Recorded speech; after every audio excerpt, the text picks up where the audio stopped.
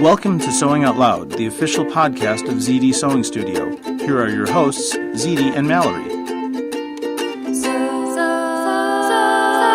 Sewing Out Loud. All right, so let's kick things off talking about the edge joining presser foot, or what are other, it'll be called something different for every brand of machine. I'm trying to think. Edge. I have some ideas. Yeah, edge, the joining foot, stitch in the ditch foot, stitch in the ditch foot. What you need to know about the anatomy of this foot is it has a blade down the middle of it. Right. And I'm going to interject here and say it's not the Blindhem foot. It is not the Blindhem foot. And it won't work the same. I'm just going to say one more time. It's not your Blindhem foot. And it looks a little bit like it on some of the does. machines. I've even, some of the machine company. It's very similar. I heard somebody say this in our store. What they said was the Blindhem foot is really good for edge joining. No, it's not. It's got a bump in it. It's for not. one thing. Well, it's got. Yep. Anyway, we'll talk. So the anatomy of the foot, the blade down the middle. Like you said, but the blade is in the middle and it doesn't extend into the stitch area. The Blindhem foot, the blade extends into the stitch area. We wanted to do that. And it has a hump in it. Yep, and it has a hump, but it's got that blade in there because edge joining is done with a zigzag stitch. That's right. And you can obviously zigzag over a Blindhem, blade that goes through that stitch area, but it's not what it's meant for. And don't let anyone tell you that. Now, and you just you want to know something? This is an old lady story here. I wanted you to tell know this story. I think I know the story. Okay. Go ahead. Yes. We used to sell a certain machine brand, and the very popular machine brand. They had like every foot in the world, and our tech used to take the Blindhem foot and basically cut away part of that blade that went down the middle, and we made our own edge stitching foot. Yeah. Yes, that fit that particular machine. No, I remember this, and I remember that he would, smooth that blade that's right. afterwards. He polished it. Yeah. He absolutely polished it. Absolutely. And, then that company found out we were doing that, and now they're making $30 a pop. That's right. Then they started manufacturing that foot, which is great. That's right. No, right. it's great, and it became available to everybody. Yeah, every brand has a foot like this, but that edge joining foot with that guide down the middle, but that does not extend into the stitch area of the foot is so important. So the fact that that blade doesn't extend into the stitch area means that you can do whatever you want in there. You can do any stitch. Any kind of stitch you've decided to do. Straight stitch, zigzag, straight stitch to the left, straight stitch a little to the left, straight stitch, hem stitching. Decorative stitching. Anything you want to do that. So let's talk about traditional use for the edge joining foot. Edge joining. My tradition or someone else's. Right. So traditionally it'd be used to join together. Right. Two pieces of fabric and or maybe it's you're joining two pieces of lace together. Yes. Your lace is only 1 inch wide and you want it 2 inch wide. Yeah. And then also to join that lace to the edge of the fabric. Yes. So you're putting two edges together, and how this works is you choose a zigzag stitch, or there's is this called an edge joining stitch where it gets like straight stitch and bites over? Looks like to the a ladder right. that bites in each way. That kind of ladder stitch. You use that, and you can butt those two things up together. A lot of the stitches don't particularly have names, or sewing machine companies call them something different. So that's why when you're blogging or something, you need to draw a picture of the anatomy of I'll make the anatomy of the stitch, because they are called different things. Okay, so we'll put that on there. But the point is, since you're edge joining, your fabrics or your laces or whatever, they don't overlap. They just butt up against one another. That's right. You're supposed to use that guide to butt those two things up. Another thing that I love the word butt. The other thing I've butted together is Annie Soft and Stable. Exactly. Yeah. So felt or something like that, or any stabilizer. Yes. I mean, anything. batting. Well, I want to point out with the Annie Soft and Stable, because I didn't just join two flat pieces. Oh, I really? joined curved pieces. I was making a Yes. bra cup. Okay, Okay, right. so I had the top of the cup and the bottom of the cup, both these Right. pattern pieces lay flat, but you can actually run that through your edge joining foot and then create Right. that three-dimensional, Right. project. But I'll do a separate little post on that. But I love that stuff. We talk about it all the time. I love Annie Soft and Stable. Maybe they'll sponsor the show. I don't know. Anyway, they don't have to. I'll talk about them anyway. So the edge joining foot can do that. But let's talk about things that we use the edge joining foot for that are not edge joining. Go. You wanna give one? Well, when you're talking about stitching in the ditch, Yeah. You can put it in any seam and decide to stitch on one side of that seam for top stitching or the other side. Or here you could also even use a double needle as a decorative. Oh, Stick yeah. it in the ditch and you'd be stitching down, each side. Absolutely. So it's basically a good landmark. And you know about me when I talk about landmark sewing. Yep. You don't watch your needle when you sew. You choose landmarks. Or I say, what I've come to say to people is, don't watch your needle, watch your guide. So Right. a guide can be anything. A guide that can does be not anything, move, right. like a landmark. Yeah, something that So doesn't move. it can be a seam guide. It can be the edge of a foot. It can be a mark on the foot. But if you watch that needle go up and down, your eyeballs are going up and down too. Yep. And that's when you don't get a smooth stitch. Well, and your needle's moving. If you're watching right. it and you move your fabric, you're done. So you can put this guide, this middle edge guide, on a seam, or you can put it on the edge of a piece of Right. fabric and move that needle over. People don't always understand why you want to move your needle over. This gets me. I've always been able to do it with our machines. Right, And you- people are like, right. wait, why would you move your needle? And once again, I've been spoiled by my sewing upbringing by my mom, which I'm very grateful for. But getting two parallel lines of stitching, Right. it's just so easy. Go down one, line using the edge of your foot or using that edge stitch guide, put your needle all the way to the left, do it again, put your needle in the center or Well, whatever. I mean, when I make clothes I had 3 daughters, and I was into using decorative stitches on my machine, and a lot of times, hemming around the the little sleeves or something, you'd want to put a decorative stitch, and I just slide that the edge of the hem is already in. Right. And now I am sliding it up next to the edge of that. That's my guide, That and I'm guide, doing a doing decorative that. stitch. Well, and the other thing is when you do, so your guide is in the center. So when we slide the edge of our hem, the edge of our garment up to that guide, we're going to be stitching over to the side, right? Right. With our decorative stitch. And you do get more support from the throat plate over there. That's right. You get support on 3 sides of the needle, and that can be nice to have. You still get the feed dogs and everything, but that center guide is so useful. You could almost just keep it on your machine all the time. I mean, it is almost that way. Obviously it's not the best for, there are reasons you want an open toe foot sometimes and etc. But man, that foot, it's great. And the guide will be springy often. Yes, it is. So that it doesn't create a barrier. It really, will just rest upon the fabric and be very nice. One thing I did that was a lot of fun, I made one of those ottomans, one of those Right, like Amy a big Butler puffy big pillow, poof yeah, things, right.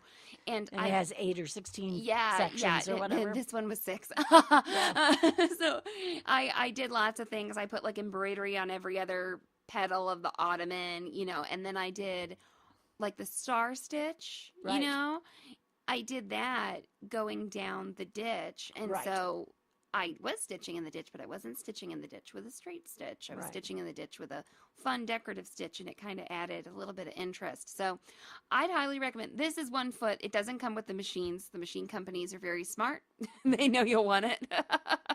So it's definitely going to be, an add-on for you. But it's a foot that if you're buying a sewing machine and if you're getting serious about sewing, I wouldn't leave your sewing It's store just without worth it. it. Absolutely. Right.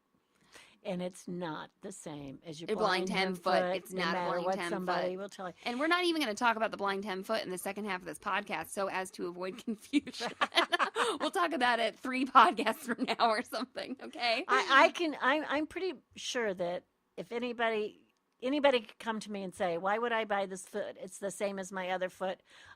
I can convince you that it is not. Absolutely. No, each foot almost, yeah. Definitely has its own Yeah, function absolutely. and not function, but a functionality that makes it easier for you, saves you time, and gives you a nicer finished product. Well, let's take a little break and then come back and talk about another foot. All right. Well, welcome back to the show. With this second half of the podcast, we're going to talk about open toe feet. And yeah, feet have toes. Right. They most certainly do. They got ankles and toes and heels and corns and bunions and all sorts of stuff. So casts. Anyway, broken foot. I don't know. But Mom, talk about open toe foot. Get the conversation started. An open toed foot in the old days. When I say the old days, I'm talking 25 years ago or more. They didn't come with your machine. It was usually an add-on type. Did you have to cut it open a closed? No. Actually, that's been done too. That's been done too. But you know, open toed sort of came into fashion when we started having the decorative stitches and the zigzag stitches And the applique. And, right, yeah. things like that.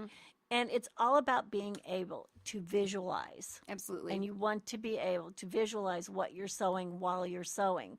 I used to not sell a machine without, that was like, you want to buy this foot. Believe me, you want to buy, if you don't buy this foot, you will be unhappy. And then I would, one of my basic classes I used to teach, that was beyond just a standard guide class, was basic applique. And you need that open-toed foot. You've got to be able to visualize, where things are laying, where things meet, where one piece of fabric meets the other piece of fabric, and where you're laying down those stitches. So open-toed is just, it needs to be in the toolbox. It needs to be there. Another thing about open toe is I want to talk about the bottom of the foot. I think it's almost a universal truth that if you get an open toe foot, they think you're going to be using it for decorative stitching or applique, and so the bottom of the foot is going to have a more of a groove, a higher lift where the stitching, it has a groove to allow the stitching to pass underneath. Pass through. Right. So let's just say a that buildup of stitches. It's to another pass reason to get this foot for applique and decorative stitching. When you said applique, I've seen it referred to as open-toed applique foot. Yeah, you're right. You're right. Right. Some of the open toe feet, there are different open toe feet. Footses. There are plastic open toe feet and metal open toe feet, and sometimes these different open toe feet will have guides on them. They'll have little red hash marks at like the halfway mark or the quarter-inch mark or da-da-da-da. And, in my opinion, the more little marky poos you can put on my feet, the better. Right. I like there them are all. walking feet that actually have an open-toed foot that you can put on, or your closed foot, whatever. Yeah. And there are reasons to have an open and reasons to have a closed. And the more foot you have that's closed, the more stable any stitch is going to be. The more stability you're going to have. Absolutely. But I'm still not going to be able to visualize what I'm doing if I have a closed-toed foot. Some people will take a plastic closed-toed foot and feel that they have more visualization of what they're doing with that. So, clear plastic. And that is true.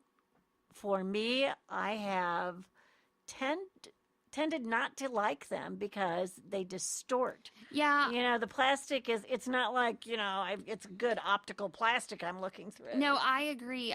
Because it's such a small piece of plastic, it's so small that you almost kind of can't see through it. And I wanted to bring up, we talked about maybe not bringing this up, but I wanted to bring up free motion feet. You can have an open toe free motion foot, or you can have a plastic closed-toed free motion foot, and I kind of not so into that plastic closed-toed free motion foot, for me, because you really can't necessarily see what you're doing. There's issues with even open-toed free motion feet where they can catch if you're on a certain type of fabric. So then you want to close. Then you do want a closed-toed, yeah. So you have to think about all of these things, but there's an absolute place for an open-toed, Sewing applique foot or foot, yeah, sewing sewing foot, foot. as we call it.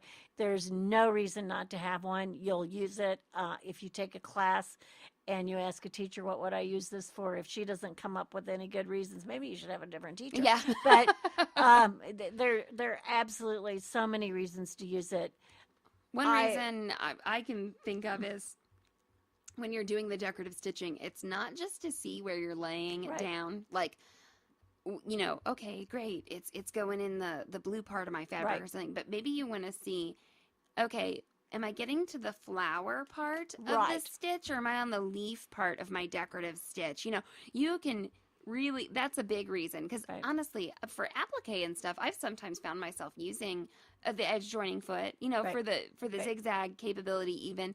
But when you want to see what your stitch is doing, are you stitching out lettering with your sewing part of your sewing machine? I like to be able to see where I am in the stitch in case you don't have a screen that does that for you. The other thing that I use my open-toed for is couching. And if no one understands the term couching, it is when you actually are applying something to fabric. So like a cording or sequins or, something that's in a string, Right. so to speak. And there are couching feet, and I have them all. They're like, And in I fact, love them all. I don't know how we're going to break that up. Right. I love them all. But there is sometimes I will come up with a trim or a cord or something where I need to use that open-toed foot in order to couch. And it allows me, the ability to visualize where I'm laying down that cording. I just want to bring up a specific open-toed foot that I used recently that I really loved, and it was for couching, actually. Baby Lock has a candle wicking foot, and candle wicking, by hand, or it's like it's kind of a buildup of It's bumpy. stitches, and it's a bump, It's bumpy. And so this foot has a particularly high rise to allow those stitches to go through. And what I was doing was stitching trim onto a jacket, stitching just some braid onto a jacket. And the couching feet we're talking about, oftentimes they're like made to run cording through, or they're made to run pearls through. But I didn't need that. Or they have a certain size yes, channel. Size channel. Yeah, they have a channel for that couching to keep your cording, keep your pearls, tame. I didn't need that. I just needed a big old width because I wanted a big old zigzag to stitch this down. And I needed space underneath the foot to allow that braid, that trim to run right under my foot. And that candle wicking foot was really nice. And it had a little center red mark on the back that was good. But it's another iteration of the open toe foot that I liked. I've never met a foot I didn't like. Oh, you're like the Will Rogers of That's sewing. right, and the Will Rogers The of Wilma sewing Rogers feet. of sewing. And It's just so- you're certainly and- not and Will the other Rogers thing, because too, is- Mom has met some men she did not like.